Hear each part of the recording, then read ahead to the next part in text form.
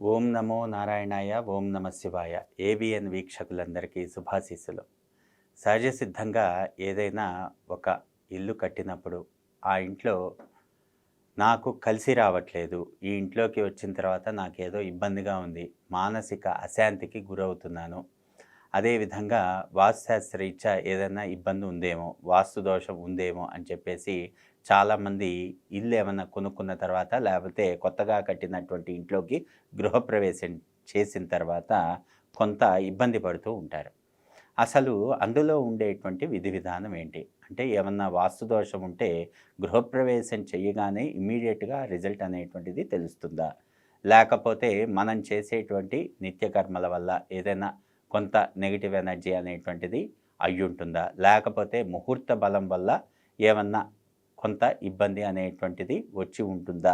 అనేటువంటిది root cause అనేటువంటిది చాలామందికి అవగాహన లోపం వల్ల తెలిసి ఉండకపోవచ్చు. ముఖ్యంగా మనం ఏదైనా ఒక ఇంట్లో ప్రవేశించినప్పుడు, నూతన కట్టడం చేసినప్పుడు ముహూర్తం అనేటువంటిది సరే తారాబలం తీసుకొని అంతా బ్రహ్మాండంగా ముహూర్తం పెట్టించుకొని హోమాది క్రతువులు చేసుకొని అంతా గృహప్రవేశం చేస్తాం.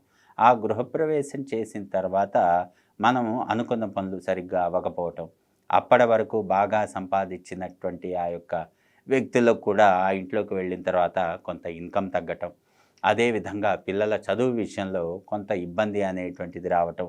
అంటే అప్పటి వరకు బాగానే చదువుతారు, ఆ ఇంట్లోకి వెళ్ళిన తర్వాత కొంత చదువుకోకుండా ఏదో ఇబ్బంది అనేటువంటిది రావటం, ఇవన్నీ కూడా సహజంగా మనం చాలామంది నుండి వింటూనే ఉంటాం. అసలు దీనికి రూట్ కాజ్ ఏమిటి? అది వాస్తు వల్లే వచ్చిందా? వాస్తు దోషం వల్ల వచ్చిందా? అనేటువంటిది ముఖ్యంగా మనం చూసుకోవాలి.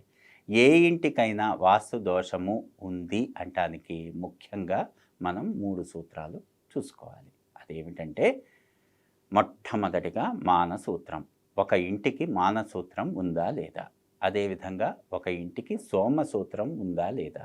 అదేవిధంగా ఒక ఇంటికి బ్రహ్మసూత్రం ఉందా లేదా? అనేటువంటిది పూర్తిగా చెక్ చేసుకోవాలి.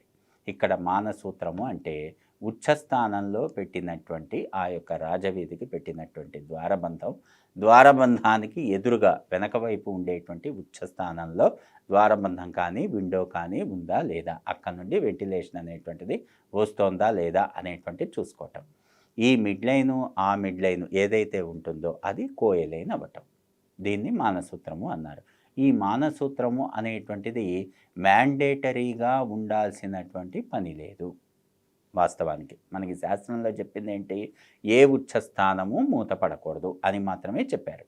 అంతేగాని మానసూత్రం మ్యాండేటరీగా ఒక ఇంట్లో ఫామ్ చేయాలి అనేటువంటి రూల్ లేదు. అయితే మనం చేసుకునేటువంటి డిజైన్లో మనం కంపల్సరీగా సూత్రం ఫామ్ అయ్యే విధంగా మాత్రమే చూసుకోవాలి. అంటే ఉదాహరణకి ఒక తూర్పు రాజవీధికి తీసుకుంటే తూర్పు ఈశాన్యంలో ద్వారబంధం పెట్టినప్పుడు ఆ తూర్పు ఈశాన్యంలో ద్వారబంధానికి 2 వైపులా 2 విండోస్ పెట్టినప్పుడు, నార్త్ వెస్ట్లో రూమ్ ఇచ్చినప్పుడు పిల్లల బెడ్రూమ్ కూడా తూర్పు ఈశాన్యంలో ద్వారబంధం పెట్టినప్పుడు, అదేవిధంగా అక్కడ ఒక అటాచ్డ్ టాయిలెట్ అనేటువంటిది ఇచ్చి పశ్చిమ వాయువ్యంలో ఒక విండో పెట్టినప్పుడు ఆ పశ్చిమ వాయువ్యంలో విండో, అదేవిధంగా నార్త్ వెస్ట్ రూమ్కి ఉండేటువంటి ద్వారబంధం, అదేవిధంగా ఇక్కడ ప్రవేశ ద్వారానికి పక్కన ఉన్నటువంటి విండో ఒకే అలైన్మెంట్తో తీసుకున్నప్పుడు సూత్రం ఫామ్ చేయటం అంటారు.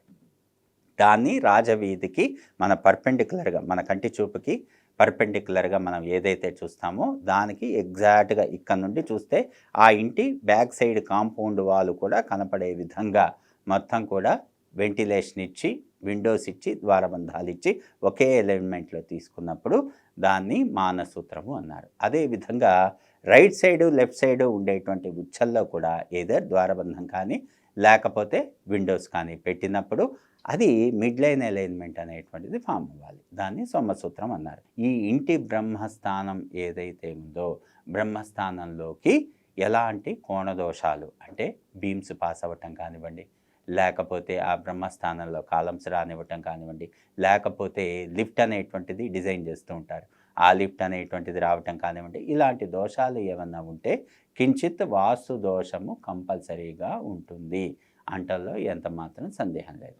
కాబట్టి వాస్తు శాస్త్రరీత్యా మనం చేసుకునేటువంటి క్రతువులన్నీ కూడా చేసుకోవాలి.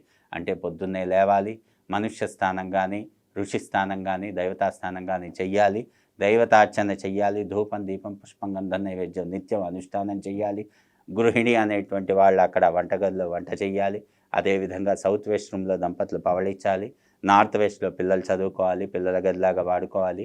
హాల్లో అనేటువంటిది ఏదన్నా విధి విధానాలు చేసుకోవటానికి అక్కడ హాల్ అనేటువంటిది ఉపయోగించాలి. అంటే ఇవన్నీ ఎందుకు చెప్తున్నామంటే ఎక్కడ జరగాల్సినటువంటి యాక్టివిటీస్ అక్కడ జరిగి తీరవలసిందే. ఎక్కడ పడితే అక్కడ అవన్నీ చేయటానికి కుదరదు. అంటే ఇక్కడ వంటశాలలో నిప్పు పెట్టకుండా ఏదో కొంచెం హాల్లో వంట చేసుకోవటం, ఇష్టం వచ్చినట్లుగా ఎక్కడ పడితే అక్కడ కూర్చొని తినటం, హాల్లో పడుకోవటం, ఇవన్నీ కూడా ఇష్టం వచ్చినట్లుగా చేస్తూ ఉంటారు. మనం చేసేటువంటి విధి విధానాల వల్ల కూడా అక్కడ ఉండేటువంటి ఆచ్ఛేదంలో పాజిటివ్ ఎనర్జీ, పాజిటివ్ ఆరా అనేటువంటిది క్రియేట్ అవుతుంది. మనం చేసేటువంటి విధి విధానం మీదే వాస్తు అనేటువంటిది అక్కడ ఎఫెక్ట్ అనేటువంటిది చూపిస్తుంది. కాబట్టి ప్రతి ఒక్కటి కూడా మనం చూసుకొని దానికి తగ్గట్టుగా మాత్రమే ముందుకు వెళ్ళి ఆ యొక్క సమస్యలు ఏమన్నా ఉంటే ఒక సిద్ధాంతి ద్వారా అవి తెలుసుకొని ఆ యొక్క సమస్యల్ని నివృత్తి చేసుకోవాలి. దానికి పరిహార మార్గాలు అనేటువంటివి మనం తూచా తప్పకుండా పాటించాలి.